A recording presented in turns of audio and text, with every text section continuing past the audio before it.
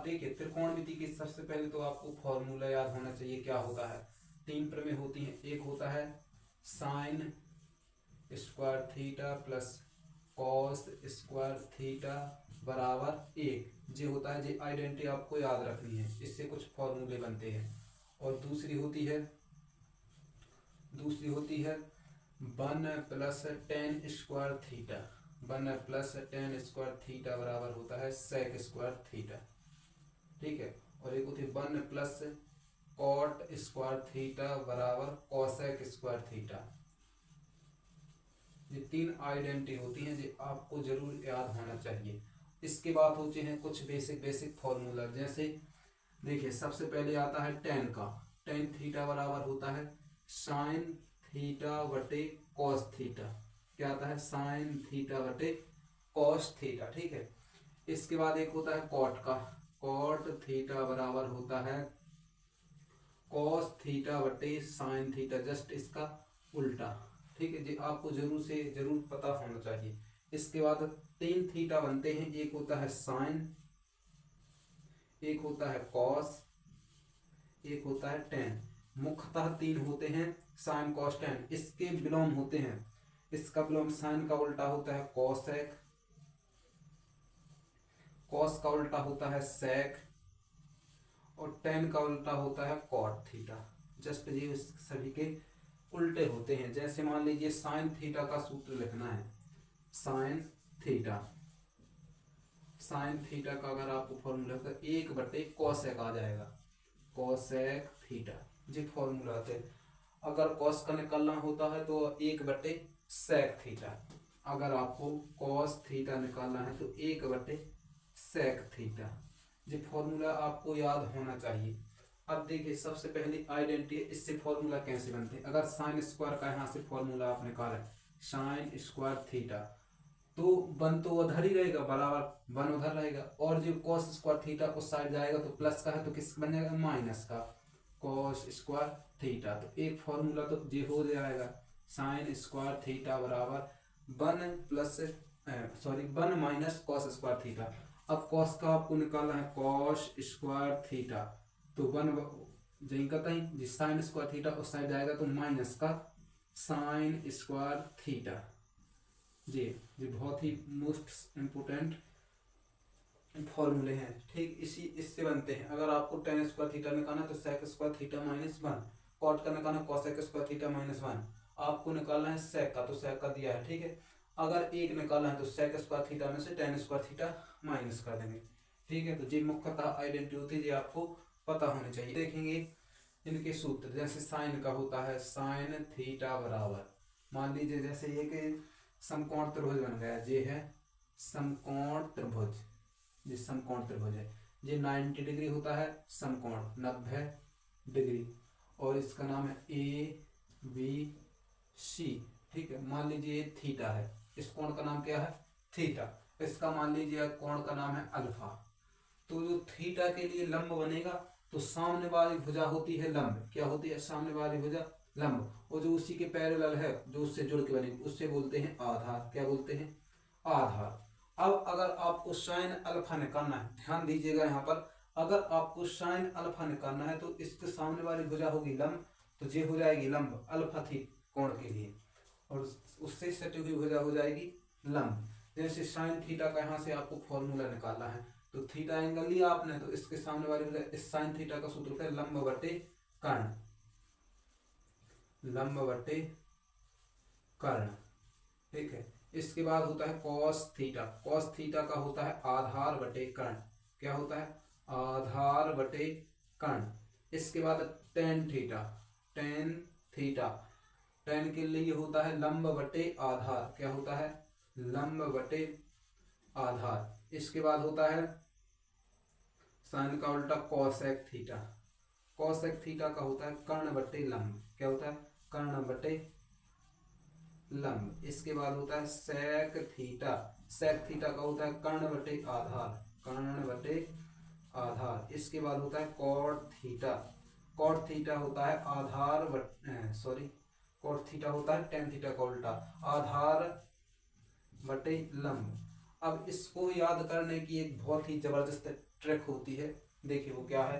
मान लीजिए आपने लिखा साइन कोस टेन आता है, उसके बाद कॉस एक्स है कॉट, तो आपको याद रखना है एल ए एल लाल बटे का डबल के ए, ठीक है। तो जे फॉर्मूला हो जाएगा साइन का, किसका, साइन का, और जे हो जाएगा कॉस का, और जे हो जाएगा टेन का। अब बोलेंगे कैसे, एल फॉर लंब, के फॉर कर्ण, तो साइन थीटा का होता है लंब बटे कर्ण, और कॉस थीटा का होता है आधार बटे कर्ण। इसके बाद टेन थीटा का होता है लंब बटे आधार, ठीक है। तो आपको याद रखना है लाल बटे का, ठीक है। जो जुग जुग में याद रखते हैं लाल बटे का, ठीक है। तो ये आपको फॉर्मूले याद हो जाना चाहिए, साइन का क्या होता है, कॉस का क्या, टेन का क्या, इसका क्या। अब मान लीजिए मैंने आपसे पूछा कि ये भुजा है 3 और ये है 4, एक कर्ण होगा 5, ठीक है। 3 4 5 ये ट्रिपलेट होता है, ठीक है। 3 4 5, ठीक है। कुछ ट्रिपलेट होते हैं वो मैं आपके लिए लिखवा दूंगा, वो आपको जरूर से जरूर याद करना है, ठीक है। 3 4 5। अब इसमें आपके लिए पूछा कि साइन अल्फा का मान बताइए, आप क्या बताइए, साइन अल्फा। तो साइन का फॉर्मूला होता है लंब बटे कर्ण, तो अल्फा पूछा है इस बार, तो अल्फा के सामने वाली भुजा होगी लंब, तो 3 आ जाएगा लंब, और कर्ण क्या है 5, तो इसका आंसर आएगा 3/5। अगर आपसे आप पूछे साइन थीटा, क्या पूछे, साइन थीटा। अब ये थीटा तो मैंने अभी बताया सामने वाली भुजा लंब होती है, तो अब की बार लंब है 4 और कर्ण क्या है 5। तो देखिए अगर एंगल चेंज होता है तो लंब आधार कर्ण सभी को से चेंज हो जाता है, कर्ण को छोड़ के लंब आधार चेंज होते रहते हैं। तो इसमें कहना ये सही बात नहीं होगी कि जे आधार होगा, इस कोण के लिए ए आधार होगा और इस कोण के लिए जे आधार होगा, जे लंब भी बन सकता। तो लंब आधार पलटते रहते हैं, ठीक है। इसी प्रकार से मैं आपसे पूछ लूं कि आप टेन अल्फा का मान बताइए, टेन अल्फा। तो टेन अल्फा, टेन का सूत्र होता है लंब बटे आधार, लेकिन अल्फा के लिए लंब है सामने वाली भुजा और आधार है उसके सटी हुई भुजा, तो लंब है 3 और आधार है 4, ठीक है। अगर वीडियो अच्छी लग रही हो तो प्लीज लाइक जरूर करते चलें। अब देखिए इसमें बोला है 15 cot a बराबर 8 हो तो साइन और sec a का मान आपको बताना है। तो सबसे पहले देखिए आपको cot a का मान यहां से निकालना है, तो cot a बराबर क्या होगा, cot a बराबर 8। अगर ये 15 यहाँ पर गुणा में है, बराबर के उस तरफ ही जाता है, तो गुणा की संख्या कहाँ जाती है, भाग में, तो इसके भाग में आ जाएगी 8/15 हो जाएगी। अब cot a का मान आपको पता है, cot a बराबर होता है आधार बटे लंब, क्या होता है, आधार बटे लंब। आधार आपका 8 है, लंब क्या है 15, तो आपको यहाँ से कर्ण मान चाहिए, क्या चाहिए, कर्ण। तो देखिए ए आपने बना दिया राइट एंगल ट्राइंगल समकोण त्रिभुज, जिसमें आधार है आपका 8 और लंब है 15, ये कोण हो जाएगा ए, ये हो जाएगा 90 डिग्री। तो आपको कर्ण बताना है, तो क्या होगा, कर्ण का फॉर्मूला होता है, देखिए कर्ण का वर्ग बराबर लंब का वर्ग प्लस आधार का वर्ग, जो होता है। तो कर्ण का वर्ग आपको निकालना है, जो मान लिया आपने x, तो x का वर्ग बराबर आएगा लंब कितना है 15 का वर्ग हो जाएगा, और प्लस आधार का वर्ग 8 का वर्ग, 15 का वर्ग 225 और 8 का वर्ग हो जाएगा 64। आपको इसको ऐड करना है, तो ये कितना हो जाएगा 289। 289 यहाँ पर है वर्ग, यहाँ से वर्ग हटेगा तो सामने कर्ण लग जाएगा, तो 289 का अंडर रूट होता है 17। तो ये भुजा कितनी आ जाएगी आपकी 17, कर्ण आ गया 17। अब आपसे जो पूछा वो आप देख सकते हैं, जैसे साइन ए पूछा है यहाँ पर, साइन ए, साइन ए आपसे पूछा है, तो साइन ए का फॉर्मूला होता है लंब बटे कर्ण, क्या होता है लंब बटे कर्ण। लंब कितना है यहाँ 15 और कर्ण कितना आया 17, तो लंब बटे कर्ण जो हो जाएगा फॉर्मूला साइन ए का। अब आपसे पूछा sec a, तो sec a का फॉर्मूला होता है कर्ण बटे आधार, क्या होता है sec a का फॉर्मूला, तो कर्ण और आधार क्या है 8, तो 17/8, जी दोनों मान निकल रहा है, जी इस क्वेश्चन का आंसर हो जाएगा। अब अगला भी देखिए, इसमें बोला है 3 cot a बराबर 4 दिया है, तो आपको जांच करना है कि 1 - tan square upon 1 + tan square भी बराबर cos square minus sin square है या नहीं। तो आपको यहाँ पर सबसे पहले देखिए cot a से आप क्या निकाल सकते हैं, लंब आधार कर्ण सब निकाल सकते हैं। cot a बराबर 4, जो 3 गुणा में तो भाग में आ जाएगा। cot a का फॉर्मूला होता है आधार बटे लंब, तो अगर आधार 4 है लंब 3 है, तो कर्ण यहाँ से क्या निकल के आएगा, कर्ण का वर्ग बराबर लंबा का वर्ग प्लस आधार का वर्ग, तो 4 का वर्ग 16, 3 का वर्ग 9, 16 9 25, 25 का अंडर रूट 5। तो यहाँ से कर्ण का मान आपको पता पड़ गया कि 5 है। कर्ण कितना है? 5 जी, आपने आसानी से निकाल लिया। ठीक है, कर्ण का सूत्र लगा के। तो आपको यहाँ पर मान रखना है सही के। देखिए 1 माइनस tan का मान क्या होता है? लंब बटे आधार। लंब है आपका 3 और आधार है 4, तो 3/4 का होल स्क्वायर। ये नीचे आ जाएगा 1 प्लस 3/4 का होल स्क्वायर बराबर। अब कॉस का मान क्या होता है? कॉस का मान होता है आधार बटे कर्ण। आधार है आपका 4 और कर्ण है 5, तो 4/5 का होल स्क्वायर माइनस साइन होता है लंब बटे कर्ण, तो लंब है 3/5 का होल स्क्वायर। इसको आपको कैलकुलेट करना है।